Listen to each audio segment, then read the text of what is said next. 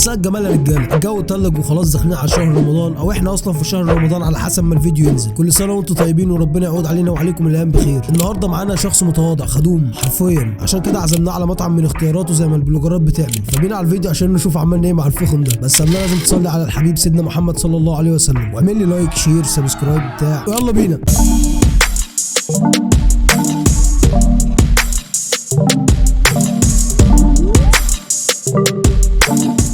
مساء الخير على أنثى لها كبرياء فهد، مساء الخير على من فقد كبرياء الرجل، مساء الخير على من سرت بهم العيون، مساء الزفت على دماغك ودماغ اللي جابك. مسا كيف أنت اليوم سيدتي؟ جميلة كالقهوة، حلوة كالعسل، أصلية كالزبدة. يا عم هي ناقصة شعر، ما انت مشهد لوحدك، وهي ناقصة شعر ولا ناقصة خنقتك؟ مالك؟ كنت شخصا طبيعيا حتى قبلتك، سحرتني تلك العيون، أخذتني تلك الجفون لعالم مليء بالسحر والجمال، اختلست قلبي بين أصابعك الناعمة، هل ترجعيه كي يتسنى للحياة سيدتي؟ فأنا بدون قلبي لست حيا. طب انت عايز ايه حضرتك؟ ايه يا جدع، الأنثى هي النور الذي ينور حياتك، لا تطلب منهم الكثير، كل ما هو عليك هو الاهتمام ثم الاهتمام. الأنثى تحب وتعشق العاشق الذي يفهم ويدرك جيدا أن الأنثى وطن، وأن تكون لها الجندي الذي يحافظ على وطنه.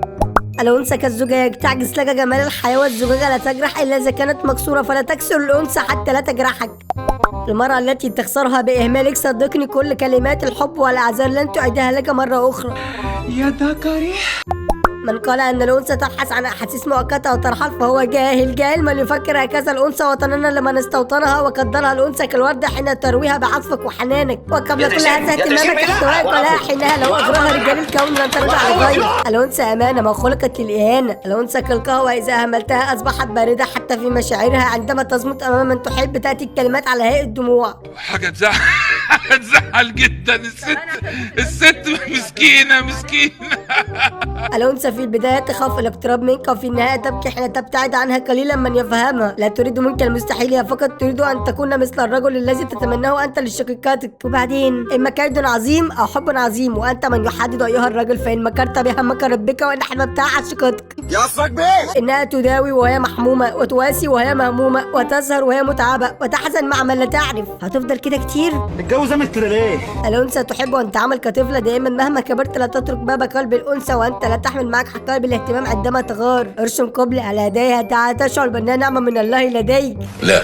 الأنثى الهادئة الناعمة أكثر ضجيجا بقلب الرجل. لا. هتفضل كده كتير يا سمب؟ إن كست فإنها لا تخلو من مشاعر العطف والرأفة، ولا يحتمل جنون الأنثى وغيرتها إلا رجل أحبها بصدق. ليس عيبا أن يتعلم الرجل من قلب الأنثى شيئا يجعله أكثر إنسانية ورقة. طب يلا بقى اتكل على الله عشان الليلة دي تعدي على خير. تخشى الخيانة والفقدان والغياب، ولا تستطيع بسهولة نسيان إنسان غائب أحبته تظل تراقبه من بعد. إيه كل دي بوستات واخدها كوبي؟ ليس بوستات يا ملكتي، إنه كلامه من قلبي. يا راجل من غير حلفان ما باين على وشك. عاوز إيه؟ الأنثى أن تربي طفلا بلا أب، لكن لا يمكن للرجل أن يربي طفلا بلا أم. هنا رائعة الأنثى. انت كلبة حمارة كبيرة. عايز الراجل يربي ولد، بطل سنبنة. متى ما كنت لها رجل تكن لك امرأة، متى ما كنت لها ذكر تكن لك أنثى، متى ما كنت لها ملك تكن لك أميرة، متى ما كنت لها عاشق تكن لك متيمة. فلا تكن لا شيء وتريد أن تكون كل شيء. عندما تنفخ فيك الروح تكون في بطن امرأة. عندما تبكي تكون في حضن امرأة، وعندما تعشق تكون في قلب امرأة رفقا بها. فالأنثى أمانة ما خلقت للإهانة، فلتحيا كل أنثى متزوجة أو عازبة أو مطلقة وكانت أرملة. انت فلة قشطة. كلمة كمان وهرشق لك البلوك في. لماذا سيدتي؟ هل حبك جريمة؟ مال ازاي بس؟ ما انا هقول لك ازاي. تعال خش في حبي يالا. لماذا تقولين هذا الكلام؟ كلام ايه؟ انت مين؟ انا من ارض الجمال، من بلد يسكن فيها اهل الحب. انت هتغني لي منين؟ اخلص. من مصر.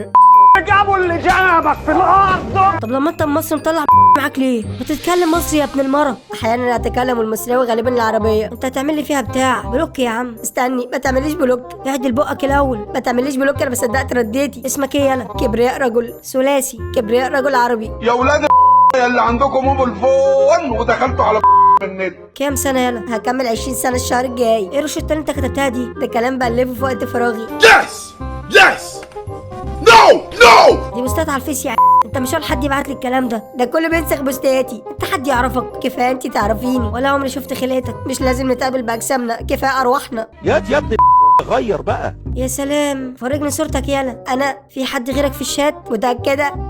انا جوز نونه يا ابن. ايه رايك؟ اسكت اسكت. هترتاح يعني لما ارزعك بلوك؟ دي صورتي. صورتك ايه يا انا ابن ناس، بلاش اقول لك ابن ايه، ابعت صورتك الحقيقيه. دي صورتي وانا قابل عشان احط صوره حد مش انا؟ طب ابعت لي صوره تانية. بكره بلوك. كشفتيني، ده مش انا. عرفت ازاي؟ نبيع قوي. عندي قوه روحانيه، بحس من على بعد 500 متر. شيء فوق قدرتنا، فوق قدرتنا ان احنا يعني حاجه ما ينفع لها الا تدخل الهي سريع. انا عارف ان شكلي مش حلو، الحمد لله على كل حال. انا عارف ان محدش هيعمل لي لايك. ايه يلا يا مالك انت كل شويه تبعت لي صور فيك؟ فين صورتك يالا؟ انت ايه حكايتك؟ ايه حكايتك؟ قول لي ايه حكايتك؟ ده انا بلوك خلاص، ده انا بجد ومش بكذب. مصدقك، دي صورتي. مصدقك. طيب يا سيدي شكرا كفايه. ايه رايك؟ وسيم النضاره دي ب500. مش مهم. اسمك ايه؟ عادل. اسمك ايه؟ عادل. اسمك عادل؟ في ايه؟ اسمك عادل؟ انت منين؟ ابو حمص ولا الجيزه؟ لا من ابو حمص. صدف. تعرفي حد اسمه عادل ولا ايه؟ لا مفيش. انت كام سنه يا عادل؟ 20 سنه. شغال ولا بتدرس يا عادل؟ في كليه اداب نفس كليتي بالظبط. انا نفسي اكون خدامك. اسكت يا اخي. انا وابويا خدامين ترابك، وامي تمسح لك الارض. نفسي انام معاكي. اسكت الله يخرب بيت ابوك. اسكت. بحبك. انا عندي كل صورك. ابوك وامك ايه يا متخيلك معاكي خرطوم من الابيض بتاع زمان ده، ومقلع لي كل هدومي وربيني عشان انا قليل الربايه. انت الملكه. تصرفاتك مش تصرفات رجاله، انت بتحاول تظهر قدام المرايه يا راجل. يا ابني على مالك اشتميني كمان، تف على وشي. اللي بتعمله دوت مش هينفع. انت مريض بيكي. بعشقك، جسمك مش طبيعي. بحبك يا بنت بعشق ترابك يا بنت انت ضارب ايه؟ ضارب ايه؟ انت ضارب ايه؟ ده ولا دخلها بحل. مالك يا ابن عاوز ايه؟ نفسي اقرب. تعرف انا قعدت قد ايه اجمع في الشعر ده؟ انت فتاة احلامي. فتاة احلامك ايه؟ انا شمال ليه؟ شمال كروت شحن وفلوس. مكانك فين؟ اعيله كلمه. مكاني يخرب بيت امك. انت حامي كده ليه؟ مكانك فين وانا اجيلك؟ لو كنت حد في اسوان اجيلك.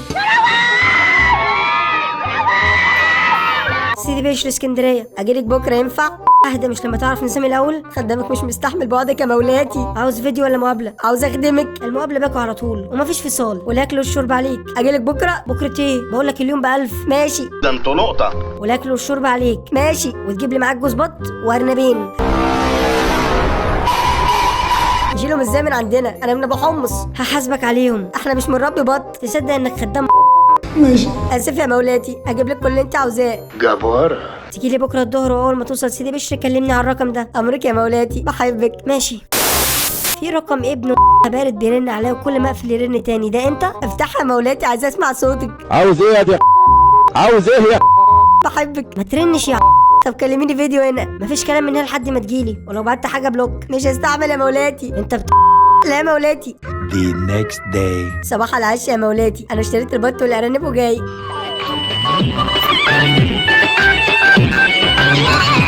بحبك يا مولاتي. احلى يوم وليله هديها معاكي. البسي كله احمر. مش عارف ليه قلبي مقبوض. مفيش مواصلات خالص. لو اتاخرت شويه ما تقلقيش عليا. لو لقيت عربيه معديه تاخدني معاها ولا حاجه. ركبته جاي اسكندريه يا ملكه. بحبك. لسه ما اتسحبتيش ولا ايه يا مولاتي؟ اسمع، انت تروح لامك. مفيش حد راضي يركبني بالقفص. واقف عند الموقف محتار، مش عارف اجيلك. في سواق تاكسي ابن حلال يوصلني وياخد 150. انا جايلك اهو. ارن ولا لسه؟ يا مولاتي برن عليكي غير متاح. فينك؟ صباح الحب يا مولاتي. صباح الزفت. قدامك عند ميدان محمد نجيب على البحر. مش عارف هو اسمه كده ولا حد غلط. انا سالته هتمعدي. طب بص عشان يومي طويل لسه، انا هروح الكوافير اجهز لك نفسي وهبعت لك الشاب اللي شغال معايا يستقبلك. مش لازم كوافير يا مولاتي، او حتى ريحتك شعر. بحبك.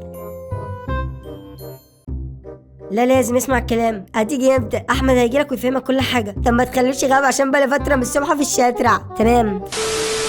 فينه؟ تعبت من الانتظار. داخل عليك تلاقيه. انت اللي قلت له على ايه؟ الشاب ده واخدني على مطعم مشويات. شاب زي العسل عشان من طرفك. شكرا حبيبي، كلك ذوق. طبعا ده واجب عليا. انت فاكرني ما بفهمش في الاصول ولا ايه؟ لا انا ما اسمحلكش. لا من فضلك. في ايه يا استاذ؟ احنا صعايده. خدامك يا مالكه. يا عم اقعد بقى. اطفح واما تخلص كلمني. انت مش هتيجي تاكلي؟ انت تغيب عليا وحشاني من فوق وتحت. دواته سكه ما عندكش دم. عاوز الدفه بقى. اهدى شويه. ما تخافيش. اكل ولا من غير اكل هتشوفي تنين. ماشي. الاكل حلو قوي. كفته وطرب وممبار وسكبوسه. ايه ده؟ انا مش قادر ببطني. بألف هنا على قلبك، خدامك يا ستي. دلوقتي احمد هياخد منك الحاجه يطلعها الشقه، وانت هتفضل مستني في المطعم على ما يطلعها، وما تقلقش هي قريبه من المطعم مش هيغاب عليك. هو هيطلع الحاجه ويجهز الشقه ويجي ياخدك وانا هكون وصلت. طب ما اروح معاه وانا افضل مستني كل ده؟ ما تبوظش الجو اللي عاوز اعمله لك. جو حلو، جو ابن مش هتنساه. خدامك يا مولاتي. يا هو فين ده؟ غاب بقاله ساعة، ده ما حاسبش وصاحب المطعم عاوز الحساب. معلش ده اتصل بيا وقال لي عنده حالة وفاة. وانا اعمل له ايه؟ هيروح الدفنة ويجي لك على طول. ايه الكلام ده؟ طب قولي انت دلوقتي فين ولا العنوان؟ انا مش هستناه. انت معاك فلوس تحاسب؟ طيب احاسب من فلوسك، انا كل معايا 200 مواصلات و1000 ليكي. طيب حاسب واكلمك. ماشي. ده حساب 2800 جنيه. ايه ده؟ ليه انتوا طلبتوا ايه؟ طلب اكل كتير قوي، دي زي 4 كيلو ولا 3 كيلو لحمه، ده غير الرز والسلطات. اكل كتير قوي، وهو ماشي لف بقى الاكل وخده معاه. يا دكتور يا دكتور انت بتطلب كل الاكل ده ليه؟ انا قلت لاحمد يطلب لك رغيف فول ورغيف فلافل، هو قال لي بقى انك شبطت وانت ماشي تاكل كباب وكفته وهو اتحرج منك. انا وحتى لما دخلت تطلب ما طلبتش مثلا نص كيلو حتى تقضوهم سندوتشات، ده انت فتحت المنيو وهات لي ده وهات لي ده وهات لي ده. انا ده كداب. وهو قال لك كفايه يا عم هتطلب كل ده ليه؟ قلت له ان انا عازماك. بصراحه انت فتحتها على البحري. ده كداب، ده هو اللي طلب كل ده. انت ما تصدقوش ده كداب. يعني هو اللي طلب الاكل ده كله مش انت؟ انا رحت معاه وما فتحتش بقي، هو اللي قال هات من ده ومن ده وفضل يطلب. هو ده احمد اللي قبلك؟ هو ده. استنى، هو ده؟ ما قلت هو ده. بلا صياح ارجوكم، بلا صياح. حسابه معايا بعدين. اعمل ايه دلوقتي؟ بص قدامك حلين، يا تستنى احمد لما يخلص الدفنه والعزا ويجي ياخدك، يا اما تحل الموضوع مع صاحب المطعم، تغسل صحون، تسيب موبايلك، اي حاجه. هو انا جاي لكم يعني اسكندريه عشان تاخد مني تليفوني؟ هو ده واجب الضيافه؟ شكرا. صوت صياحك. يعني انت جاي تقضي واجب؟ ده انت جاي تقضي ليله، اللي يشوفك دلوقتي ما يشوفكش وانت عمال تقول لي خدامك يا مولاتي. كلام يا نعمة تفحك. اعمل ايه دلوقتي؟ حلها مع صاحب المطعم على ما اعمل واحد كركديه ساخن. اعمل ايه دلوقتي؟ تفاءل خير. 2 hours later. انت فين؟ ايه؟ تعالي خديني. عملت ايه مع صاحب المطعم؟ قعدت اتحايل عليك انا رحت كلمت ابن عمتي حول فلوس على فودافون كاش المطعم ومشيت. طب كويس اتسترت اهو. تعالي قابليني بقى، عايز اروق دمي وبحاسب ده بدل ما احاسبه انا. انت ما بتحرمش. انت فين دلوقتي؟ بعد سيدي بشر كده بشويه. انا على البحر. طب تمام، تعالى على القلعه. كيتباي؟ هي دي. انت مش قلت سيدي بشر؟ شقتي انا في سيدي بشر، لكن شقه الشغل عند القلعه. طب ما تجيبيني في شقتك. لا الشغل حاجه والبيت حاجه. انت فين دلوقتي؟ عند القلعه. فين هناك؟ روح عند القلعه وما توصل كلمني. خلصيني الجو تلج. ما انا بقول لك اهو، روح القلعه وما توصل كلمني. ايه بتكلم لو اندي؟ دخت بصراحة منك. ماشي. وصلت القلعه. خلصي بقى، اركب تاني وارجع الموقف. حصل لي ظرف ومش هينفع اقابلك للاسف. قطتي لولو جاتها الدوره. دورتي يا بنت انت لفتني اسكندريه كلها والواد اللي معاكي لبستني 3000. لو ما ظهرتيش دلوقتي انا يومك ده واقف عليا خساره 5000. انت فين؟ هدي نفسك بس، ما تقوليليش هدي نفسك. طب بص هقول لك على حاجه. ايه عاصمه السودان؟ عاصمه السودان يا بنت يا حصه جغرافيا. افهم بس وما تبقاش غشيم. مفرد خراطيم ايه؟ خرطوم. حطه في